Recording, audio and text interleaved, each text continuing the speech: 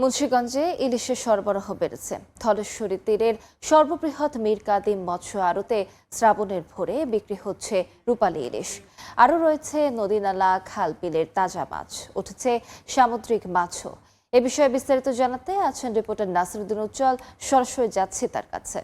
উজ্জ্বল, শ্রাবণ আসতেই ইলিশের সরবরাহ বেড়েছে, সেখানে কিন্তু দামও কমেছে। অন্তত সপ্তাহের ব্যবধানে কেজিতে 200 টাকা কমে কিন্তু এখন 2400 টাকা কেজিতে ইলিশ বিক্রি হচ্ছে। এবং আপনারা দেখছেন যে নানা সাইজের ইলিশে কিন্তু বাজার আড়ত এই ভরপুর, এবং সেগুলো কিন্তু হাঁকটাকে বিক্রি হচ্ছে। এবং এইসব ইলিশ কিন্তু পদ্মার বলে চালিয়ে দেওয়ার চেষ্টা করা হলে আসলে এগুলো উপকূলীয় ইলিশ, ভোলা অঞ্চল থেকে ইলিশগুলো এসছে। এবং এই ইলিশের যে দর, তারা বলছেন যে ছোট সাইজের ইলিশ কিন্তু 500 টাকা কেজি থেকে একদম নানা সাইজ মিলিয়ে 2400 টাকা 2500 টাকা পর্যন্ত উঠছে।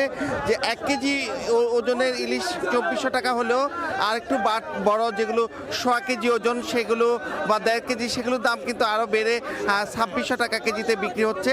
এবং এখানে যে পদ্মা এবং মেঘনা নদী রয়েছে সেখান থেকেও ইলিশ সরবরাহ হয়, তবে সেই মাছের পরিমাণ কিন্তু কম। এছাড়া যে খাল বিলের নানা রকম মাছে কিন্তু বাজার ভরপুর। এবং এখানকার যে 46টি আড়ত আছে, এই আড়তগুলো ঘিরে কিন্তু একেবারে ভোরে যে 2 থেকে 3 ঘন্টা সেই পুরো সময়টা কিন্তু বাজারে এরকম ভরপুর থাকে। এবং নানা অঞ্চলের মানুষ কিন্তু এখান থেকে এসে পাইকারি দরে মাছ কিনে নিয়ে যান। এবং এখানকার যে যারা খুচরা বিক্রেতা আছে তাদের পাশাপাশি কিন্তু অনেক শৌখিন ক্রেতা এখানে আছেন যে সুলভ মূল্যে নেবার জন্য। এবং বৈচিত্র্য রকমের যে মাছ এখানে মিলে, সেই কারণে কিন্তু অনেক ক্রেতা এখানে আছে। এবং শতাব্দী প্রাচীন যে এই ধলেশ্বরী তীরের এই মাছের হাট, সেটি কিন্তু নানা কারণেই বিশেষ ঐতিহ্য বহন করছে। এবং খোলা আকাশের নিচে এই হাটটিতে কিন্তু যে 2 থেকে 3 ঘন্টায় প্রায়